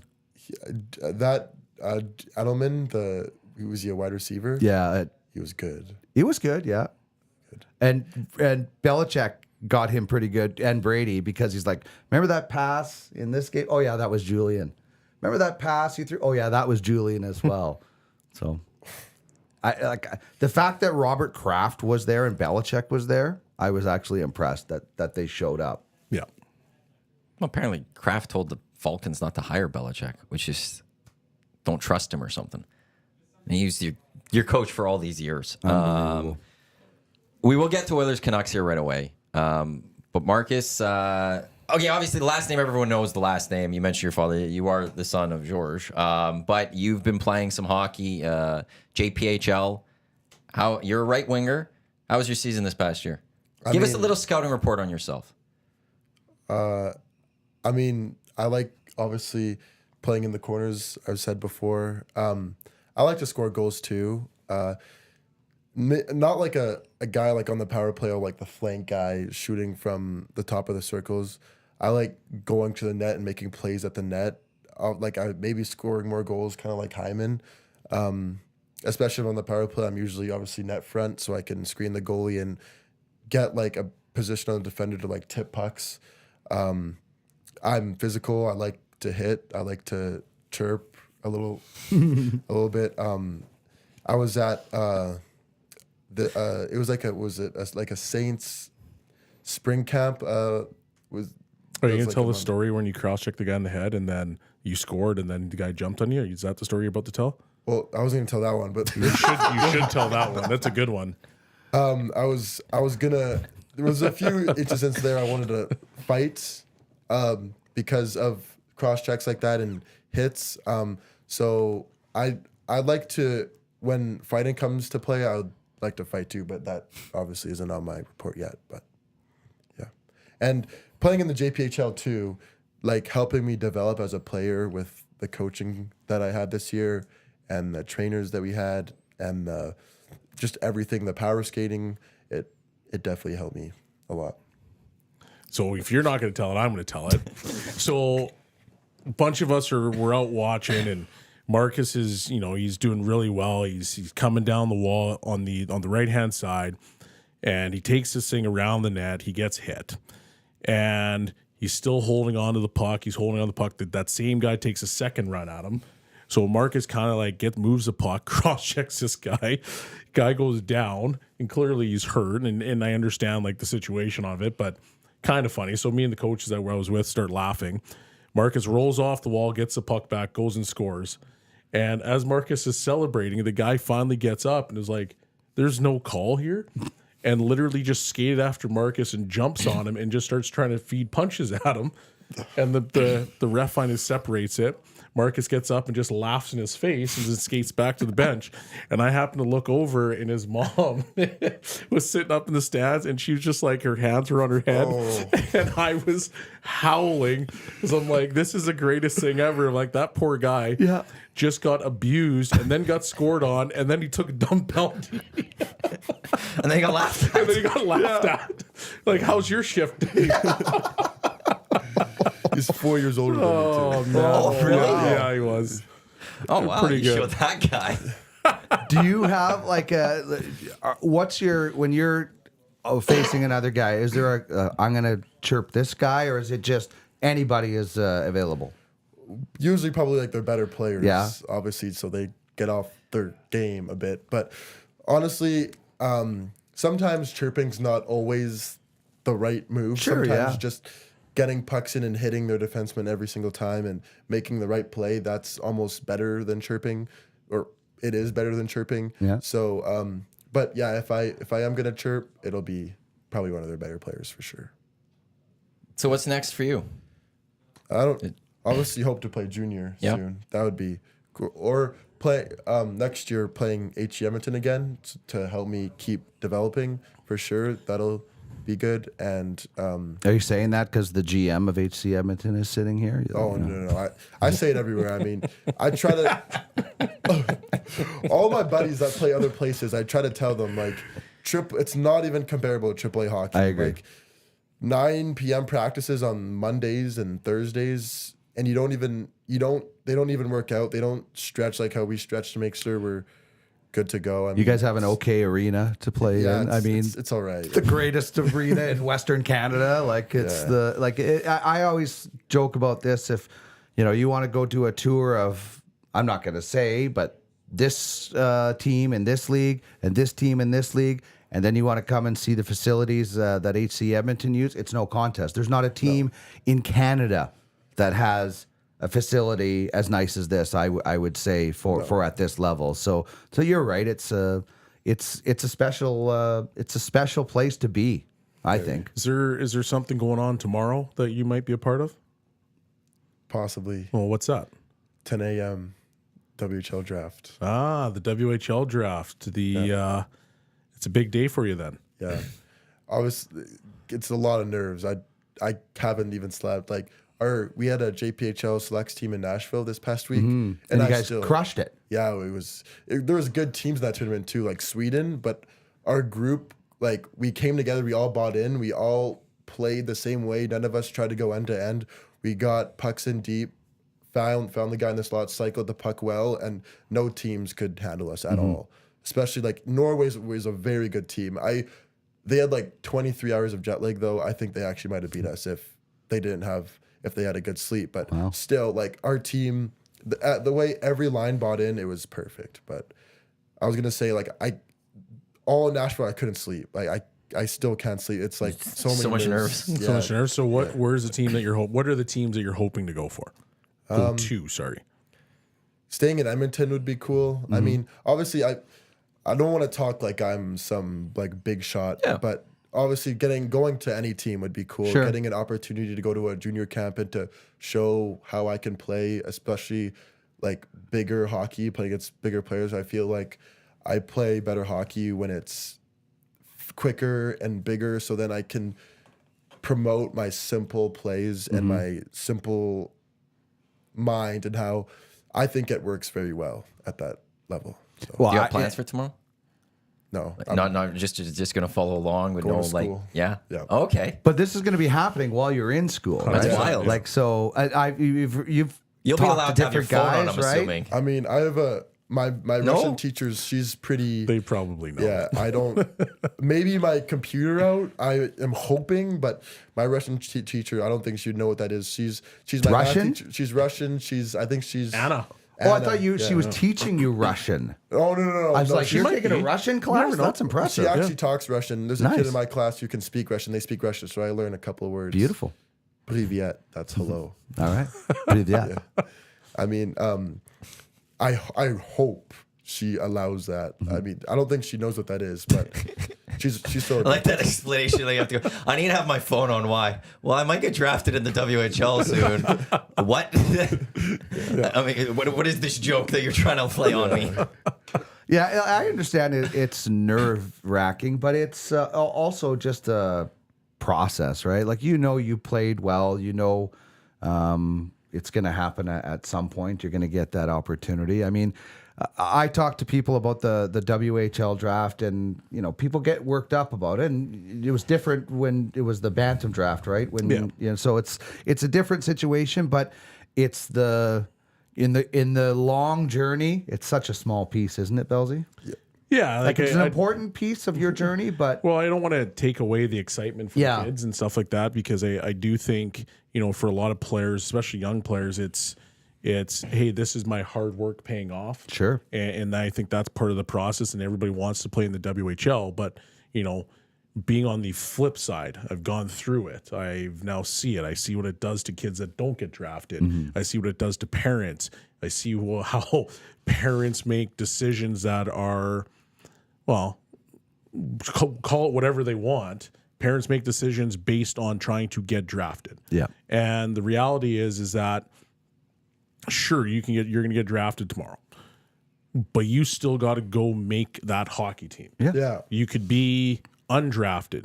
Your situation doesn't change. You still got to go make that hockey team if you want to get to that next level. And I think that's still the biggest message and the biggest piece of it. Like, I'm going to be the first person to congratulate you. It might be second or third, but I'm still going to be there to congratulate you because it's an awesome moment in your career, in your young career. But at the same time, it's still like, hey guys, you don't need to now, break the bank because you want to go one team. Yeah. Because you have to get drafted. Like, to me, that portion of the draft is outrageous. Like, where people are starting to say, well, I want to leave this program where I know that I get X, Y, and Z, because I'm going to go there to pay this much money because I know I'm going to get drafted, and then I'm done. Anybody that tells you I can guarantee you I'm going to get you drafted, they're full of it, man. Like so much can happen in everything, and it's just it's really unfortunate that there's.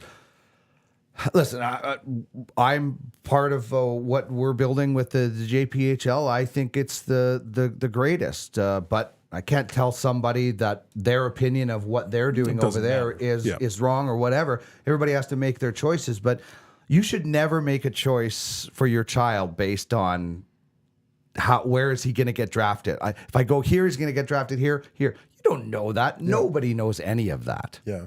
Our my coach in Nashville, he was talking about how his name is Brant. My stepdad too. He was telling us something about when you go to a WHL camp, you don't wear a first round. You don't put a number 1 on your back of your jersey or a number 9 or number 8. It's you wear a jersey and you still have to make the team, even like the guys you don't get drafted. Yep. So yeah, I agree. I feel like the draft is kind of just like a fancy invitation to camp. I think just getting an invitation to camp is just so you can show what you can do, and it doesn't matter if you went in the first round. It doesn't matter what you did in the regular season. It doesn't matter what you did in the playoffs. It just matters how you can play at the camp. Yeah, Brad sounds really smart.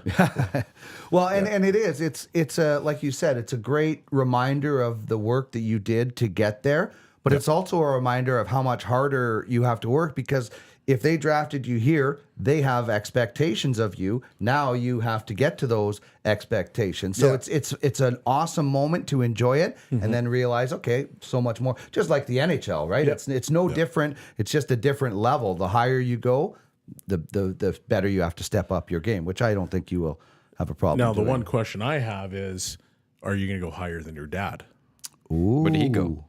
Well, according to him, because I always saw I mean, him. according to him. I saw him fairly recently that he said he was somewhere in the 50s in the QMJHL. Okay. Okay, we're looking at And so, QMJHL. because I chirped him, I said, "Yeah, your kid's way better than you." And then I didn't think he heard me, and he was just like, "He's like, by the way, when my draft year, I had this many goals and this many points." I'm like, "Your kid's better than you."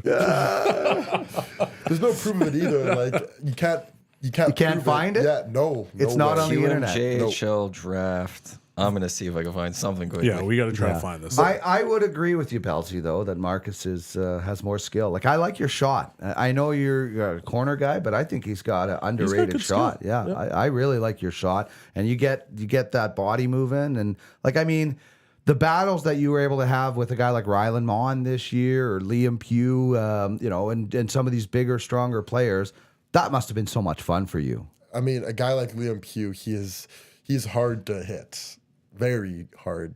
I mean, the way how he catches speed, especially if he can go behind the net, it's good though to try to hit guys like that and try to step up your game so you can shut down guys like that, because when you get to the next level, pretty much everyone could play like Liam Pugh, but they don't because there's way less time and space. But if you can get good at stopping guys like that, I think it helps you a lot. So, and guys like Rylan Mon, like if you think about it, every D-man who plays junior is bigger or as big as him. So getting in battles with a guy like that definitely helps you get better and ready for the next level. So. Yeah, I enjoyed it, man. I Number enjoyed 50. it. He went number 50. Right Round on the 5, number. number 50 in 1992. Round 5? Round 5, 50th overall, St. Jean Lynx. Yeah, they don't exist anymore. Yeah, that's Okay. so I found eliteprospects.com. That's what they have. So, can you do better than 50? A 10-round draft? That's what they had? They went in 1992. This went 20 rounds. And then later rounds there was less 10 picks for picks certain around, people. sorry, So yeah. It Maybe was that's 20 what it rounds? was. Holy well, crap. like it's like round 14, 15 looks like full. 16 only had 7 picks. 17 Yeah, only had 'cause 4 teams picks. drop out 18 after. only had 2. 19, 20 was just Yeah. Hull back to Yeah. back Yeah. in those picks. So you just got to go 49. You have 49 picks. I mean, it'd be cool, obviously. Yeah. but It's the one-up bragging rights, you Yeah. know. You get that. there's not really bragging rights with my dad. I say something and then he'll just say something that would make me feel like crap. Like, I went higher than you in the draft, and then he'll be like, "Did you play in the NHL?" But then you Just be like, say, not yet, man. Not yet. I'm not That's yet. it, not This yet. is bragging rights over I'm Brad, not allowed too. to. Yeah. Yeah. Yeah. He flexes his marathon. He's ran a marathon before. I ran it under 3 hours. It's never. I can't. Bragging rights don't work with my dad. You're going to get there. You're get going to there. get Hey, your own. hey, You just got- you gotta keep- just- do you do it? think about this. So you have instant bragging rights over Brad. Oh, You're bigger than him. Could Yeah. be just as skilled as him. He's pretty skilled though. Yeah, he's smart too. How He's smart. many of Faster your than dad's games can he watch at the 15-year-old, 14-year-old level though? Like you get to pull out your games and say, look at all these highlights. Yeah. That my dad couldn't show me any of his None. clips from. None. no. Exactly. So you don't know. So you I got still that. think even if you go 49 higher, you could be like, yeah, you get to the NHL. You can't do that yet. Yeah. That you're so early on, you could just be like, yeah, well, just Yeah, always I'll just say get the there. number. Just If you relax. go number 32, just always just look at him and just go 32. 3, You've had 2. conversations That's with my it. dad. Oh yeah, I've had It's tough sometimes. But you're Trying going to get there. I mean, Hey, you're, if you could get to him, then your chirps will be so much better on the ice. Exactly. You'll Yeah. take that next That's step of your right. chirping. A couple comments in the nasty chat. Mick from Beaumont, I watched their games this year. Marcus is a beast. Berlando, I got the pleasure of getting torched by Marcus during COVID in the Millwoods Arena at a parent's kid's shinny. He was the best player on the ice in McDavid 97. I've seen Marcus's highlights. Guy can score and muck it up. So. There you go. Scored on me in our shinny game there. Man. At the you reminded me of Dominic Hasek at that skate. because I fell down a lot. Well, no, like the plays you would make, like the desperation saves. It was cool. Yeah, that's because I couldn't get up. That's because I had fallen down. Desperately could not get up again, so I just I was threw so a leg exhausted. out. I had to roll and throw a hand up. Literally so exhausted, wondering when is this ice time ending. You did rob me a couple times though. Accidentally, it was an accident. It was pretty. I mean, if we could. I got lucky, but thank you. Yeah, we got to get the Pixelot camera out there to too see funny. that. So Those teams are never fair, by the way. I don't know who makes them. the other I day, agree, man, because they go in the dressing room and they just politic, be like, you're going to wear That's blue, right. you're going to wear blue, you're going the to wear other blue. day we played, it was 5-1. I'm like, this is not. I skated by and I'm like, quit being the Harlem Globetrotters and shoot. No more passing around. Yeah, Like Team Blue always tries Team to. Blue, yeah. and it was Team Blue again. Always Team Blue. Oh man. They are stacked. Every time they try to stack their team on purpose because they don't want to make it fair. Sticks Yeah. in the middle of the ice. That never That's They happens. should do a Sticks draft in the at the middle of the start ice. of the Throw season. everyone. And keep the teams. The two Yeah. brothers, obviously. Yeah, Danny right? Lins are the captains. Here are your captains, and then you go down and you just pick your teams, and then And you this is stay the that. team for the rest of the season. And And you whichever keep- team wins gets and then first you- or second. and then you just flip it the next year. And then you keep track of like the Monday, Thursday games. Or And if a guy like Johnny Boychuk comes in the room, it's okay. Who got the last pick? Or That's right. You figure out how to do that, Yeah. and then that guy goes to that team. That's And then it right. would be way more fun because there's teams that there's games where just get Oh, punted. well, that's what happened to us the other day. We got pounded right off the bat, and then it was like, oh, this isn't fun. Yeah. Well, I mean, you kind of have Laddie on the same team as Boychuk, and who was that Sun Devils guy? He was good. Tanner Hickey. Tanner Oh, Hickey, yeah. They can't be on the same team. Like, there's no way it's fair. Does Glenny come out ever? Sometimes, but Glenny likes to wake up at 9:30, have a coffee, have a steam, say, oh, I'm tired. And then it's like 10:30, 11 rolls around. He then decides to get out of the wrapper, put his slippers on, brush his teeth, says he's going to go work out, and then drives to the ring. Like, Glenny, you wake up at 9, put your clothes on, rip to the rink, on the way, grab a coffee, come skate. That's right. You don't practice till 2:45. Yeah. What else you got to do in your day? That's right. Man, to Shinny. be young. We just have a few more minutes And left here on the single. EST Hangout. Let's get to Hangout headlines, which is brought to you by the Ranch Golf and Country Club, offering premier conditions, top-notch service, unmatched value. The Ranch is a great place to book your next tee time. Book your tee time today, visiting theranchgolf.com. We haven't talked Oilers yet. So we do have to quickly get Sure. there. Oilers, Canucks, game 1 tonight. The series begins. How do you think the series is going to play out, Marcus? I think if we can play simpler hockey against a team like that, like obviously we're gonna need the power play to show up really well with McDavid and Draisaitl, and I think it will. Like with that, that cross play McDavid and Draisaitl do, it kind of switches up every time, but they cross and then McDavid passes to Draisaitl for a one-timer. I think that play obviously will get the puck in the net a few times or a lot of times. And I think if Vincent Desharnais can shut down guys like Pedersen and JT Miller, I think it'll give us a good chance. Yeah.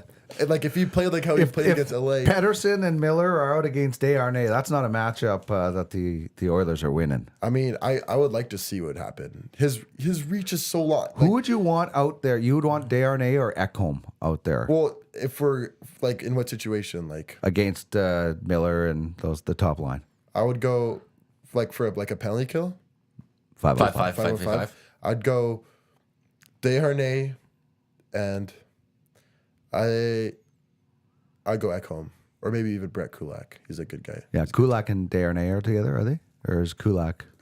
Last I checked, I thought. I think I don't think there's been any changes or anything No. like that. Okay, Listen. Are the Canucks playing with house money right now? I mean, the Canucks, this could be very scary. That or it team could that be has done. I looked at the Canucks this year as being that. Kulak, and Desharnais, Narcisse, Ekholm, Bouchard. Yeah. So maybe Kulak and Desharnais. Yeah. So I looked at the Canucks saying, do they have enough experience? Do they have enough playoff stuff? You know, we always see these teams, they got to stumble. I thought they were going to lose in the first round. And I still think they're going to lose in this round but maybe that narrative, maybe they're just. But is it a quick series or is this a longer series? Like I'm seeing a lot of people think this is Oilers like I think it's games. going to be 6. Yeah, I don't think it's a sweep or a 5. I think first of all, the momentum that goalie is riding, Sheeloff or whatever, is ridiculous. Like, and people have to remember he was the MVP of the World Championships last year. Right. With Latvia took him to bronze, Yeah. I think. Yeah. so he's not going to be. I don't think he's going to be. Although I saw something yesterday intimidated. say that the Canucks have the goaltending advantage over the Oilers. Yeah, that's not true. And then when I was reading the comments, he says, "Look at their numbers this year," and I was like, "Well, yeah, if Demko was there, I would say Demko is better than Yes. Skinner." Yeah, but you Demko's not there, so you can't look at the season numbers for that You're one. having But you have to unbelievable look at the numbers and the two-player A- numbers. The one yeah. thing is And that one is is different. weird. He's not going to be intimidated by McDavid and Draisaitl. If he was just the MVP at the Worlds, he's used to playing better players than are on his team, right? Like I think the Canucks are the underdog. I think he's even though they I think so. I think that they are like the Canucks got they got the advantage of the Oilers struggling out of the gate. Vegas going through whatever. Like if McDavid is McDavid, are the Oilers first? So I don't know if the This Canucks. is why he's the Hart Trophy winner this year. But I just look at I think the Oilers have the advantage. Like I'll give the Canucks they have the best blue liner in the series for sure. But the Oilers have the best forward, and the Oilers now have the goaltending edge. So that's two facets to 3 overall. Obviously, if power plays become plentiful, that sways it even more.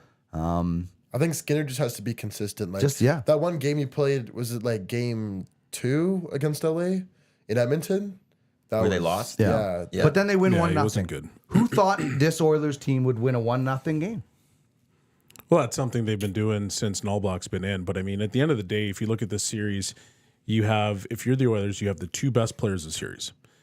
You go back to the Nashville versus Vancouver series, and Nashville did a very good job of kind of just dragging that series into the mud, right? And you watch the way that Vancouver played, and I've made the comment where I'm like, yeah, Vancouver's good, but I don't think they're as deep as everybody thinks they are. Yeah. Like, and then I kind of got burned the first game with Dakota Joshua having a great series and stuff like that. But Peterson, where's he at? Yeah. Miller, where's he at? If you take those 2 guys and they continue to sleep, well, what do you have if you're the Canucks? You got Besser. Yeah, you need Besser. But Besser's pretty inconsistent too sometimes. But you don't have the same level of star power as the Oilers. And yes, they have, arguably the best defenseman in the series, but at the end of the day, you don't have a team as dangerous as you're playing against a team that's dangerous in the Oilers. And against Nashville, you had all sorts of trouble. Yes, the game might not be the same, but the pace was down here, while the Oilers series, the pace was up here. Yep. And yes, they're going to have to try to challenge themselves to rise up a little bit, but at the same time, like, hey, we've been playing at a different level. We've got way more options than we previously had. Yes, maybe stylistically it's a good matchup, but hey, playoffs are playoffs. And like Marcus said, you don't need Skinner to steal you a game. You just need him to be solid.